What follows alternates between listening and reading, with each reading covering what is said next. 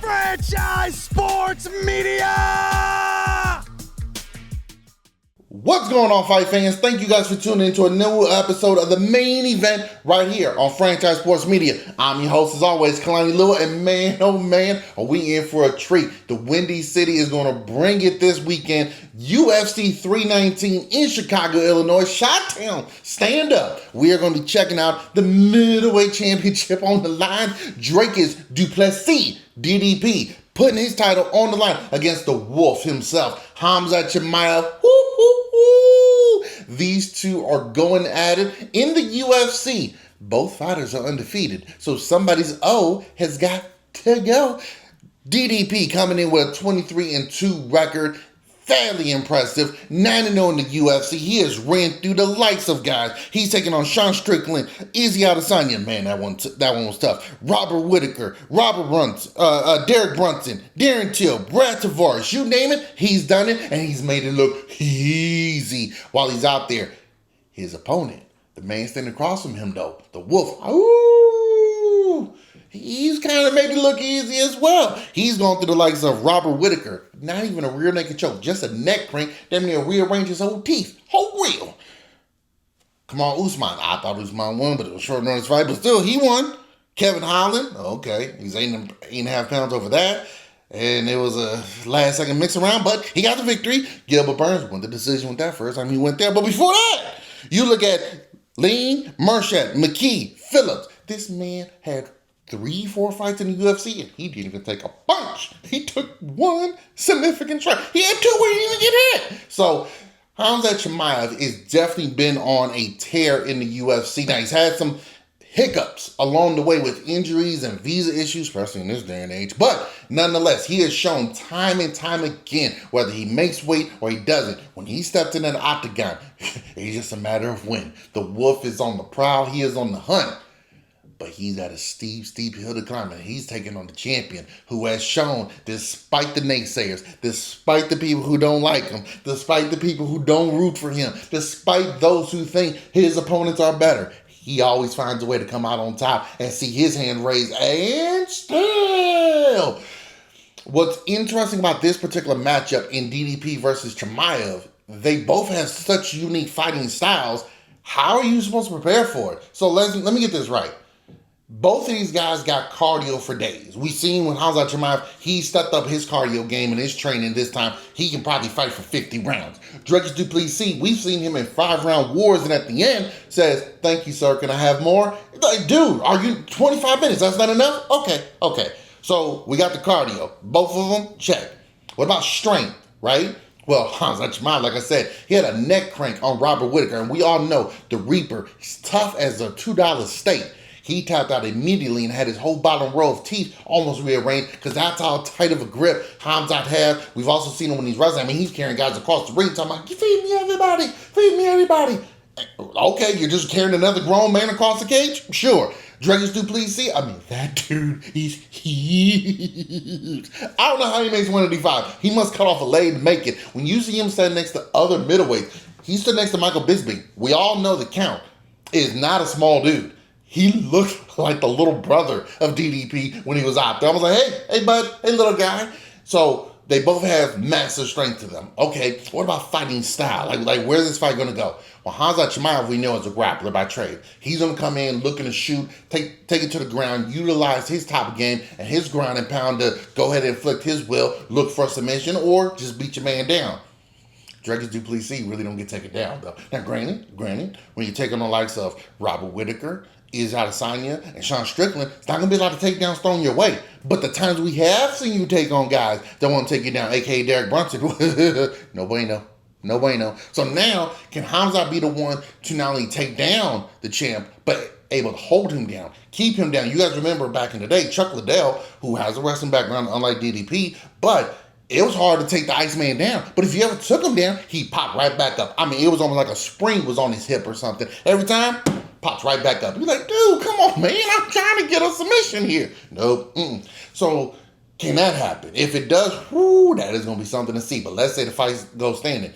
Their striking styles. Khamzat's gotten better, and he's shown that he's got power to put guys to sleep, and he's gotten better at his striking, but that is where he's the most vulnerable. We've seen him against Kamaru Usman and Gilbert Burns, where he was forced to stand up. We saw that, hey, there are openings and gaps in his striking that you can exploit and take advantage of. We've seen with DDP, the strength behind it, so when he pops you, you're going to feel it.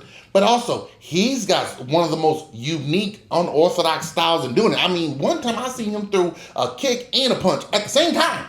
At the same time. You're supposed to put one or the other. Nope, he said I do both. He hit B and A at the same time, and there was a glitch in the system. But it's worked for him because you see, he stands on the outside, lunges in for quick attacks, pop, pop, pop. But when he does that, what I do appreciate about DDP, when he comes in for his strikes, I'm coming in with my burst of energy, but I'm not going to expend it trying to oversell and wear my gas tank out on you right now. Pop, pop. If I could hurt you, cool. But after that, pop, pop, pop, backing up, resetting, hunting you down again, keeping you backing up. Pop, pop, pop, coming in, pop. I'm going to throw some body kicks at you, some leg kicks at you. I don't think DDP is going to throw a lot of kicks in this because you don't want to get taken down by the wolf. If you do, you probably want to throw body kicks and head kicks. Leg kicks, pretty much saying, come on, come at me, bro. Take me down to the ground. Let's see how this goes. Khamzat Chimaev is, man, it's finally time that we see him on the big stage for the title. Many of us has felt over the years that he'd probably be a double champion by now. One at 170, one at middleweight. Probably should be on his way up to light heavyweight to vie for that. But like I said, he's had injuries. Remember, he was supposed to fight Nate Diaz out here in Las Vegas. Comes in 8.5 pounds overweight. They had to switch the whole card up. Thankfully, Kevin Holland was like, I'll be a Huckleberry. And he had to fight against him. Now, granted, he dominated Kevin Holland, but still, you're coming in as supposed to be the main event of this card, and you're 8.5, almost 9 pounds overweight. Dude, where's the professionalism? It's one thing if it's half a pound, 0.4, a picogram, 9 pounds. It's starting to sound like me. Wasn't that old? I just mistimed it. I just mistimed my bulking. But with Khamzat Chimaev, he's another one that applies the pressure, pushes you back, makes you fight his fight. Well, DDP does the same thing. He's not backing up. I'm coming forward. So who, as Randy Couture would say, shout out to Captain America, who will be able to enforce their will? Who can inflict their will early and often? That is where we're going to see, okay, what happens then? If Khamzat has to back up because DDP is strong, coming forward and being aggressive, does he back up, shoot in for a single or a double leg afterwards to try to get him down? That's what DDP is going to have to be cautious of, is that when he is coming in and he is pressing forward against Chimaev, he can get overzealous and then get caught and leave himself open, because while he's being good at not being taken down, you also haven't taken on guys with this type of grappling pedigree. So Khamzat Chimaev is going to test his takedown defense and his ground game to see, hey, you've done it against all these, no disrespect to the fighters, B-level grapplers. There's levels to this, and let me show you. DDP, on the other hand, is just like, hold on, man, hold on. I'm the champion for a reason. I mentioned my name out here in the record books for a reason. You're coming up to my level, son. Let's see if you got what it takes to be the one to dethrone me and become the new king of the hill, or do I once again hear and still? Man, oh man, these two going at it will be a lot of fun. It is a summertime, and they are bringing the heat in Chicago this Saturday with this particular main event. The co-main event is an interesting one. You got number 6 featherweight prospect, LaRon Murphy. Excellent stand-up. Probably one of, if not the top boxer in the division right now, especially with Max Holloway moving up to lightweight. But he is welcoming a beast of a man, and Aaron Pico. Now, Pico, coming over from Bellator, he was supposed to be the wrestling prodigy. When he was in high school, he went to a specific academy where he could mostly train for wrestling, and he was 1 point away at 18 years old from making the U.S. Olympic team in his division. 1 point away. He had bypassed college so he could be a young guy training at the Olympic level, training with those professionals. When that didn't work out, he said, okay, now I'm going to step my game and I'm going to go into combat sports. Did a little boxing, got some power in his hands, and obviously did some grappling. So now he was in Bellator. What was interesting, when he made his Bellator debut, he lost via submission, and it was one of those where you're like, oh no, not the guy, but he comes right back in his next one a few weeks later, pow, knocks the guy out, shows off the power. It's like, yes, this is who we're ready to see. Aaron Pico is such a unique prospect because he's one of those guys, the talent is there, right? The look is there, the skill set for the most part, is there. But the consistency is what has been his Achilles heel so far. One of those where he shows out, looks good for a few fights, wins some good some good bouts, and then gets the big shot, whether it's for number one contender, possibly shot at the title. That's where he stumbles. And we've seen fighters like that before. Donald Cerrone comes to mind as one of the main ones. Nate Diaz is another one. They beat Tony Ferguson. They beat all these guys along the way. Then when it's the big fight, sometimes they end up stumbling. And that happens. That happens. We've seen it with other fighters as well. And that's just the nature of the game. But he's still young. He's still able to come out there and show out. I mean, he's 13-4 out here, stepping into UFC to make his debut. But we all know how that goes when it comes to making your debut in the UFC. Lights a little brighter, stage a little bigger, crowds a little louder. You're in the Octagon. You're hearing Bruce Buffer say, "It's time." Man, oh man, it's a lot of jitters, but I believe Aaron Pico's going to do good during his tenure in the UFC. But I tell you what, they didn't do him any favors with this matchup here. LaRon Murphy, one of the most skilled strikers out there. This guy's 16-0-1, and I tell you, when you watch him strike, it reminds me of like a smaller version of Leon Edwards, where when you watch him, you're like, this dude is putting on a stand-up clinic, whether it's speed, quickness, burst, combination, and you see when he's striking, he's very confident when he's throwing his strikes, very meticulous on where he wants to go. Okay, I'm going to set this up, bow. I'm going to set this up, bow. Oh, you're going to block it? Now I'm coming over the top. Oh, okay, I'm going to throw some shots to the body, shots to the body. Just when I get you ready for the body, come in. Hook, gotcha, bam. So for Murphy, it's going to be a lot of fun to see how he does against Pico. Does Pico look to go out there and grapple Murphy? Murphy necessarily doesn't have the grappling pedigree of an Aaron Pico, so will Pico look to just say, hey, let me bring it in my wheelhouse and see how good you are? You UFC guys are supposed to be the most well-rounded fighters in the world, right? Okay, well, let's see. And it allowed Pico to find comfort in going someplace that he's very familiar with. But one thing we know about Aaron Pico is that because of his power, because of his striking background with boxing, where he was also training at a young age, he likes to stay in and bang. And, you know, it kind of reminds me when you would watch Chuck Liddell or Daniel Cormier, guys who have a wrestling pedigree, but they didn't always use wrestling in their fight game to neutralize their opponents. They want to stand up and knock you out. So, or even a Rashad Evans. So it'll be interesting to see what game plan Pico does. Because it's his debut, you want to say play it safe, get the victory, show people that, hey, I'm here, I'm arrived. But then you're also taking on one of the top guys, number 6 in the division. You get an impressive victory over him. Now you're jumping into the rankings. Now you're possibly 2 fights away from having your name up there mentioned as a possible title contender. So we'll see what Aaron Pico decides to do in his debut. It's going to be a lot of fun to check out how that goes. I'm very interested to see how he responds in his debut, but then what does Murphy do? Murphy's going to have to try to keep this fight standing. Is he going to be able to keep his distance and keep him at bay and use his length and combinations? Or is Murphy going to say, hey, welcome to the UFC, kid? He's just going to try to overwhelm him, try to throw so much data at him, he's not going to be able to keep up. Next thing you know, it's like a drum set, right? But next thing you know, Pico's overwhelmed. He tries to retreat, but now he's getting caught. Next thing you know, he's looking up at the lights, and the referee's like, it's over. It's over. We'll see how that goes. But Murphy Pico, definitely a very, very exciting co-main event. I think your UFC debut is a co-main event. Yeesh. Good luck. We also got other ones on there. We got Neal versus Protez on here. Jared Cannonier versus Michael Venom Page in a middleweight bout. MVP moving up to 185, looking to say, hey, I'm trying to stay active. I want to get my name out there even more. I want to try to move up these ranks. You look at his age, late 30s. Hey, man, I don't have all this time in the world. I'm not 28, 29. I got to try to get these big fights that I can to try to move on up. What would be awesome, I don't know, with the victory here, Cannonier's 8th. MVP's 15th at middleweight. If he gets a victory, does MVP maybe put his name in a hat to try to fight Israel Adesanya? Ooh. Is he an MVP?